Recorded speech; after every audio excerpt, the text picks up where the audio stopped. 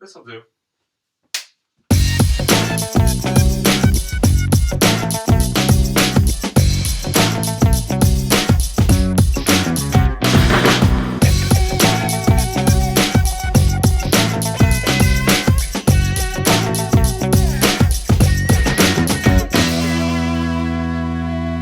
Hey, what's up, everybody, and welcome to another edition of On a Couch Talking Sports, folks.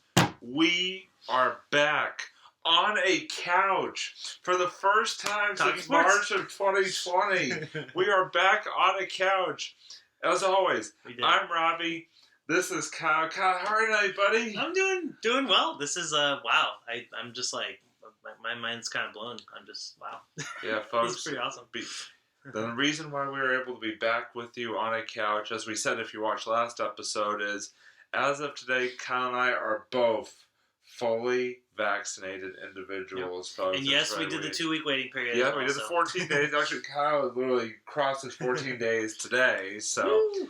We're sort of celebrating the momentous occasion by filming our first episode since March of 2020 on an actual couch. Unbelievable. Kyle, we've waited a long time for this. It is great to be back with you. Wow.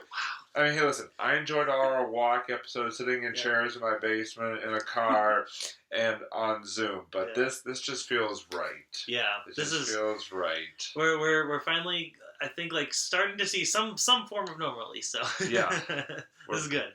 We are back, folks. You know you're getting back to normal when On a Couch Talking Sports is actually back on a couch. So we are thrilled to be here. We're here. Yeah, man, let's go. Let's go. So what we want to do for tonight's episode is we kind of wanted to take a look back at the last year, especially in terms of Boston sports. We want to sort of take a look at what has happened in the world of Boston sports since the last time that we filmed a real On a Couch episode, which was, like I said, in March of 2020. It was March 17th, 2020 was the last day that we filmed a true On a Couch episode. So over a year and a month ago, over 13 months ago, which is crazy to think about. So we want to sort of... it doesn't feel that long, but also at the same time it also feels does. that long, yeah.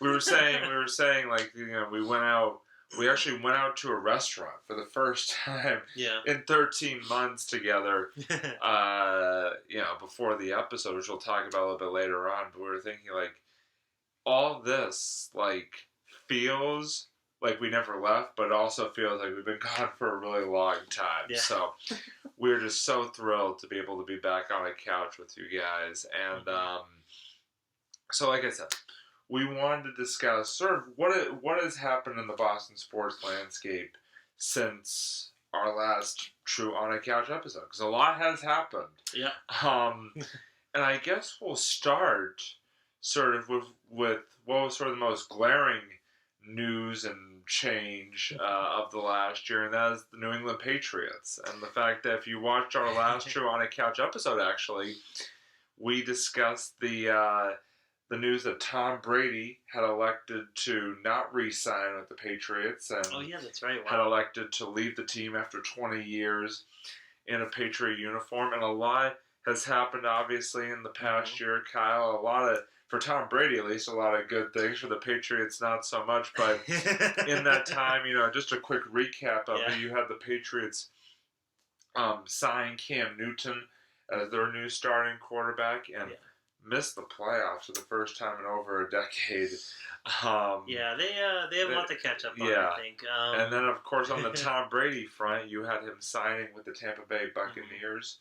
And then him and his Tampa Bay Buccaneers team would go on to win Brady's seventh Super Bowl title a couple months ago. So definitely a big difference than what we're used to here as Patriots fans in New England. So, yeah, Kyle, let's sort of start there. Just sort of your reaction to all that happened in the last 13 months in terms of the Patriots and, you know, what happened with Tom Brady and all his success at the expense of the hearts of us Patriots fans.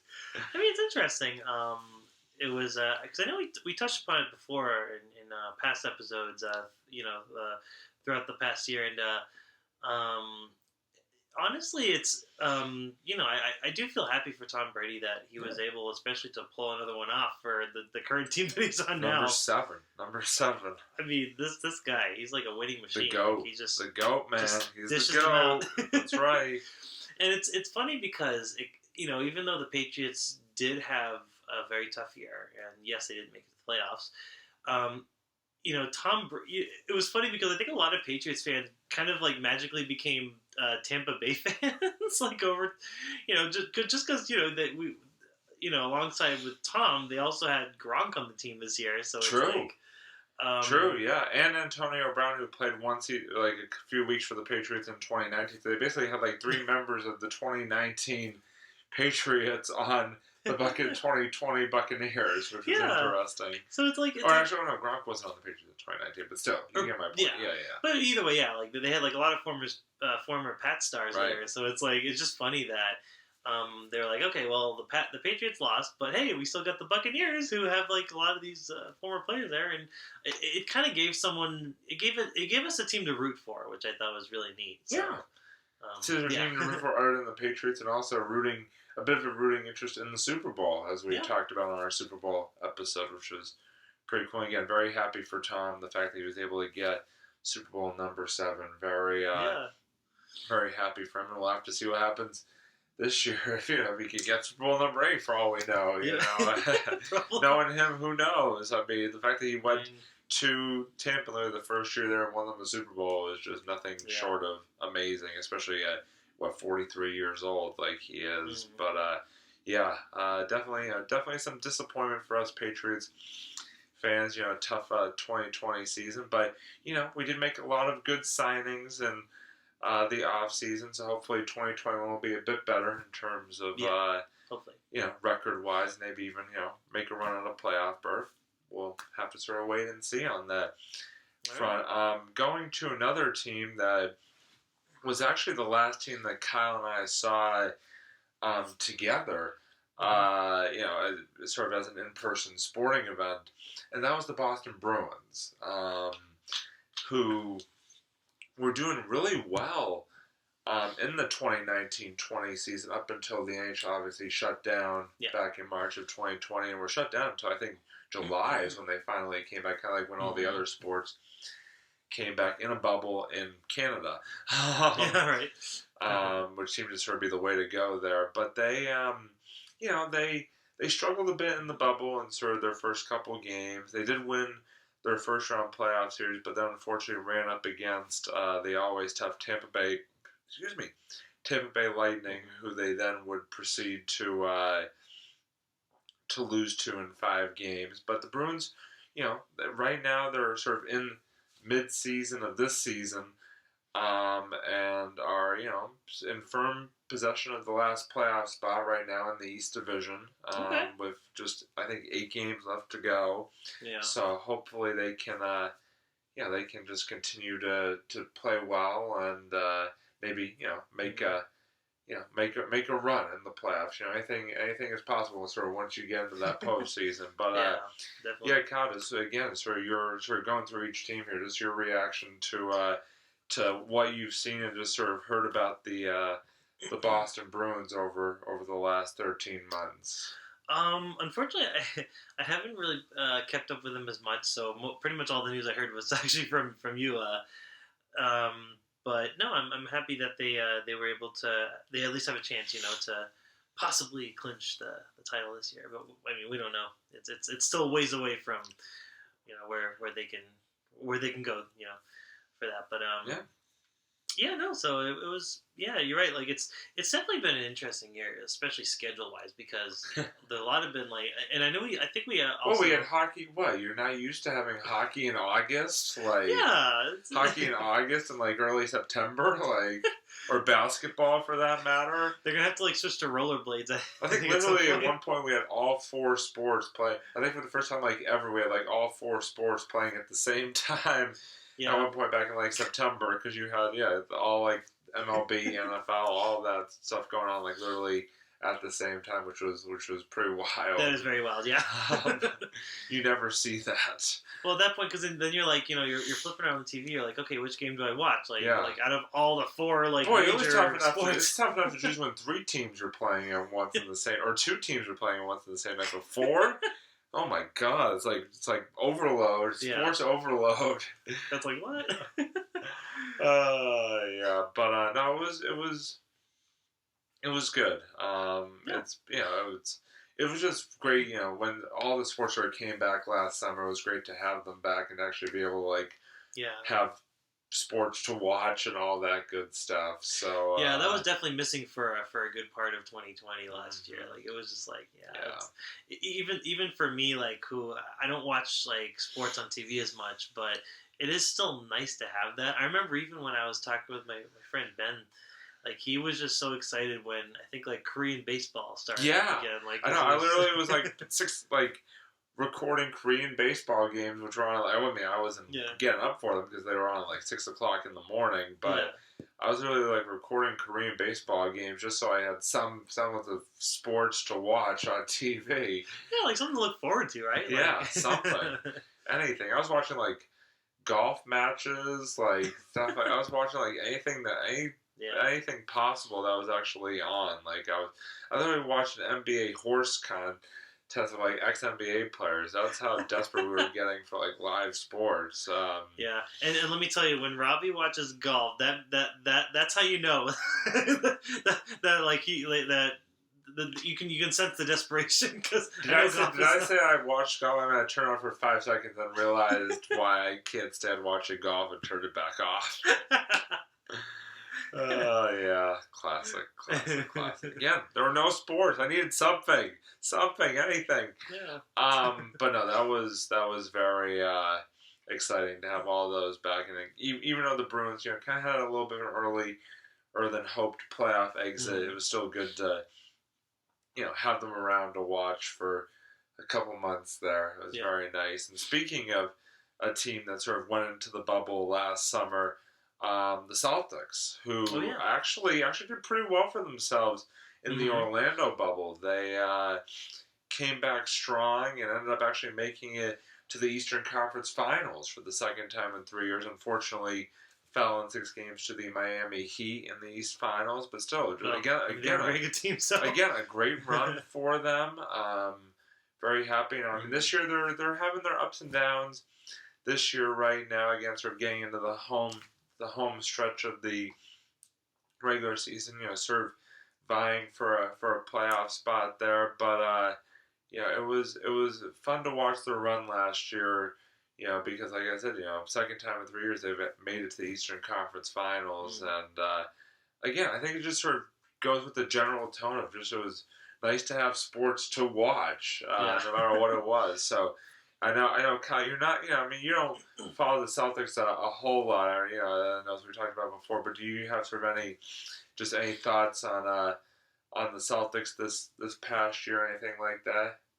I mean, no, I did hear a little more about the Celtics. I was talking with Ben and with you and Ben actually about it, I remember throughout last year, and it was good to hear that the Celtics were doing really well. And again, unfortunately, kind of like hockey, I didn't really keep track of it as much on TV.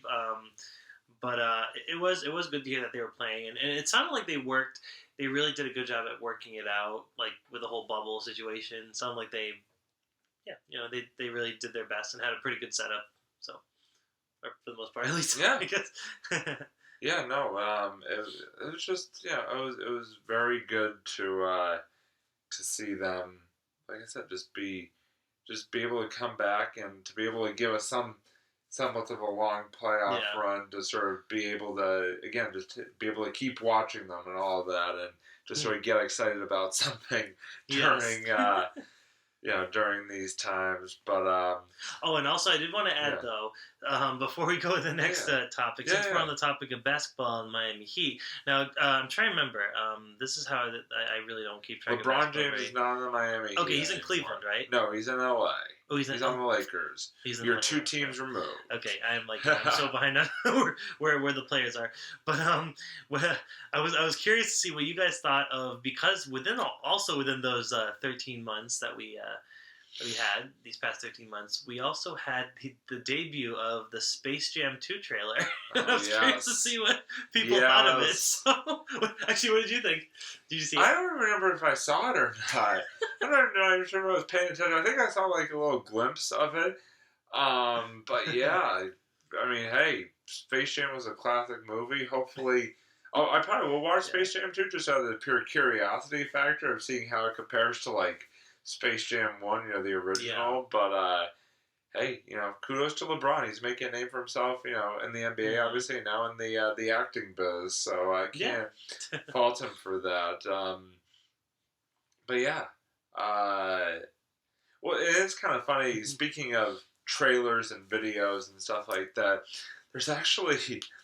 there's this video of this guy. This is back from the 80s, of this guy talking about the Celtics. It's like one of the funniest clips ever. It's like a brief 7-second clip. So I think if it's okay with Kyle, we will I'm going to show him the clip after we get done filming, but we will put it in right here.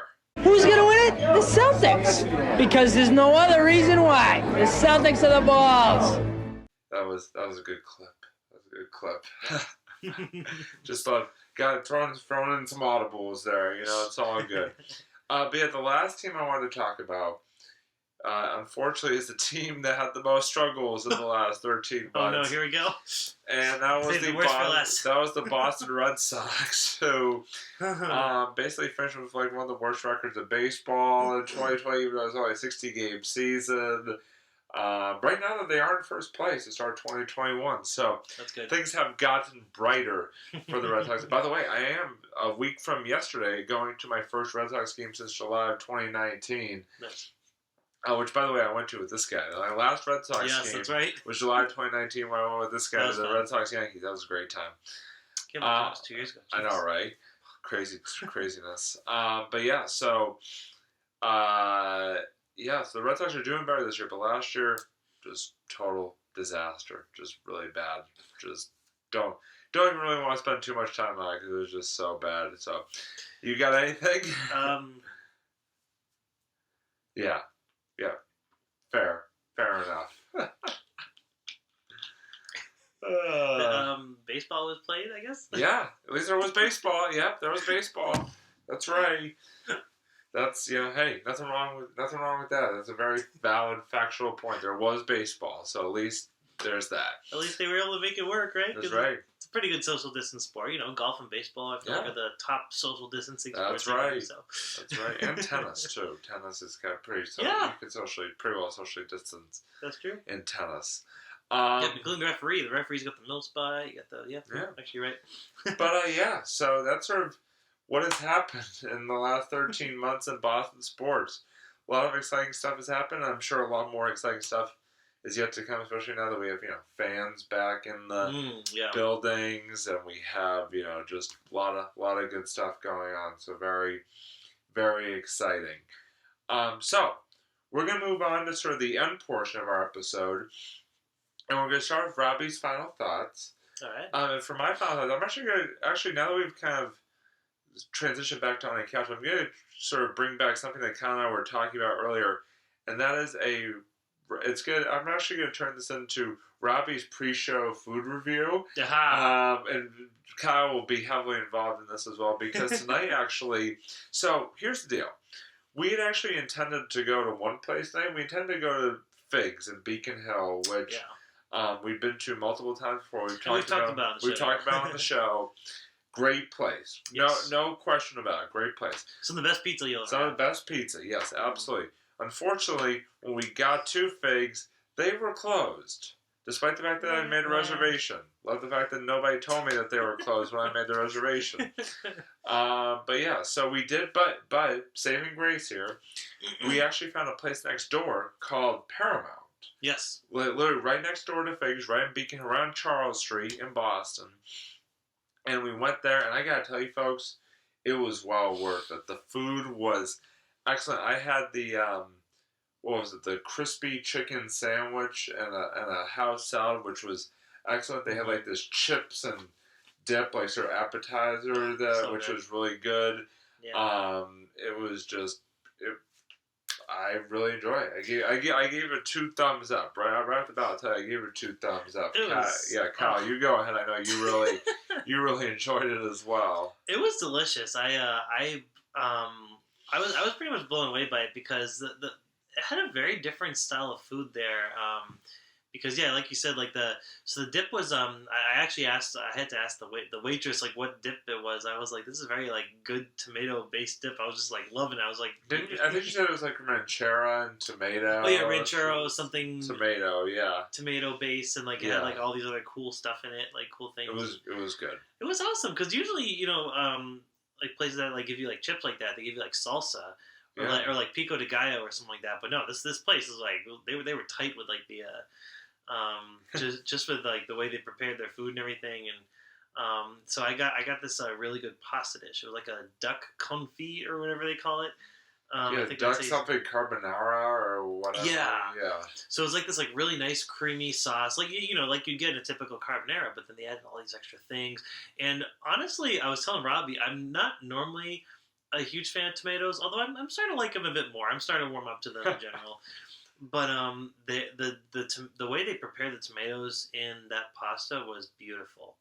It was so good. I actually I might even try to see if I can cook myself a version of that, which probably won't be even like half as good as that. But at least it'll.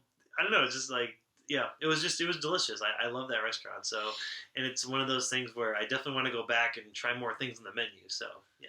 Absolutely. No, it was very good. We'll definitely be making a repeat trip.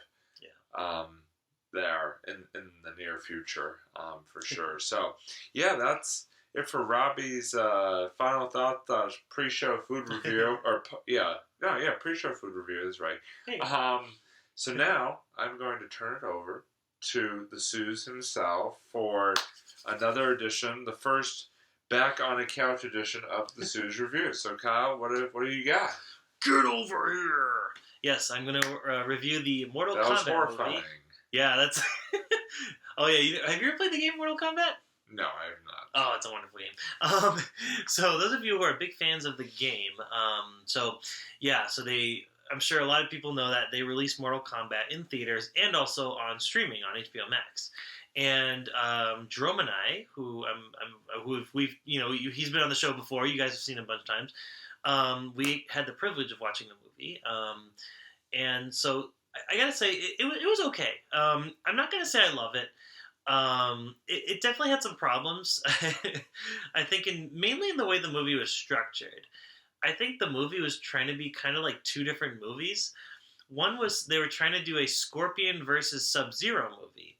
And for those of you who don't know the video games or have seen the other movies, because there were 2 older movies before this. There was Mortal Kombat, the 95 version, and then there was Mortal Kombat Annihilation, which is, by the way, a beautiful mess. You have to watch it. It's one of the silliest movies. Like, it doesn't make any sense, but it's one of those so bad it's good movies.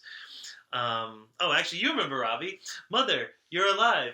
Too bad you will die. It's got like so many more lines like that. It's a beautiful movie.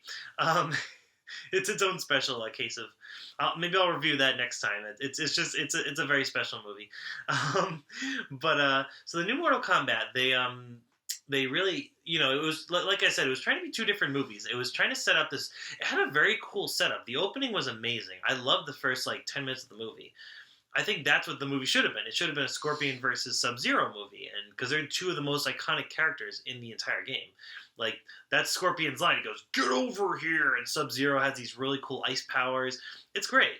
And I thought they had a really great setup, but then what happened was, after the first 10 minutes, they just kind of, threw all the characters in the movie, and we're like, yeah, we're setting up Mortal Kombat. We're setting up, having all these characters fight in Mortal Kombat. And the thing is, though, it spent so much time setting the movie up that I feel like there really wasn't much of a story. It felt like nothing really happened. Like, it was just random fight scenes. And, we have to defend from the evil villain. And I was just like, okay, but like it just didn't feel like it went anywhere. Like it felt like it was missing like a really epic final act.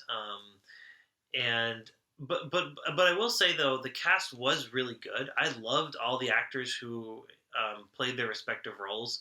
They brought back a good chunk of the video game cast. Like they had Kano, the really cool Australian guy with like the laser eye. They had Sonya Blade. They had Jax, the guy with like the metal arms, who, by the way, I met in real life. I met the actor who played him. His name is Makad Brooks. He's a really cool guy. He was great. Like I thought everyone who played their roles was really good. I just wish the movie had more of a, I don't know, like it just felt like it was like a TV pilot, you know? It just kind of set things up, but there wasn't really much of an ending. Save for this really cool final battle, which I won't spoil for you guys, but it is definitely worth seeing the movie for, especially if you can watch it on streaming. You know, it wasn't all bad. Like the fight scenes, you know, the effects looked fine. The fight scenes were kind of cool. But it just, I don't know, story-wise, like the structure of the movie just didn't really go anywhere for me. It felt like it was trying to be a Scorpion versus Sub-Zero movie and also a like TV pilot for a Mortal Kombat series or something like that. Like the movie just ends so abruptly. You're like, oh wait, that's it? Like, I don't know. I just think they could have added a little more into it. But, you know, that's just my take on things. So valid. You know, very fair points. And, you know, I always trust your opinion very much on these movie reviews. So, or just all the reviews that you do. Oh, so, our games, you know, whatever you're talking about, it's yeah. Thank you. Good, very good. Yeah, very good. Don't know where I was going with that, but you know, yeah. No, thank you. You should listen to this man. He knows what he's talking about. Most of the time. Well, sometimes. Well, folks, we have come to the end of our first show back on a couch in 13 months. We did it, buddy. Did it. And hey, listen, we want to thank everybody as always for tuning in. Whether you know this is your first episode watching with us, if you've been with us the last 7 years or 7+ years we've been doing this show. Thank you so much. Thank you for those of you, who tuned in with us when we were on Zoom, when we were on in a car, when we were on a walk, when we were on chairs. I mean, just finding other ways to just get the show going. Yeah, exactly. We really appreciate you guys, all of you. And we're just so excited to be finally back on a couch and can't wait to bring you more true on a couch talking sports content here coming up. Very, very exciting. So, until next time, he's Kyle. I'm Robbie. This is a couch. And we'll see you next time here on a couch talking sports. Bye, everybody.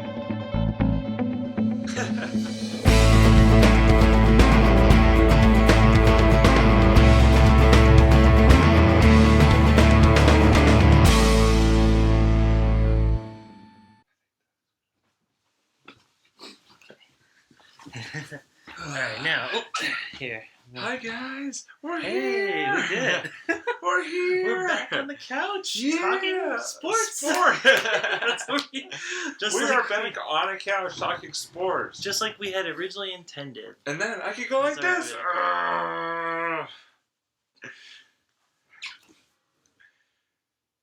Boy, all that work just for me to kill off my co-host. I know, it's like all that time. The first couch episode, Robbie ends up killing Kyle. It was all part. It was a big 2-year-long conspiracy. I was just waiting for us to get back on the couch. I was just gonna go. That's just like the series finale, just like. Okay. Let me get that my seltzer ready. To get that seltzer, man. Yeah, very important. I got my seltzer table right here. All right. Boom. You ready? Let's do it. Let's do this, buddy. Boom. Yeah. All right, here we go. Ready? And in 5, 4, 3. Oh, God. Okay, gotta redo that.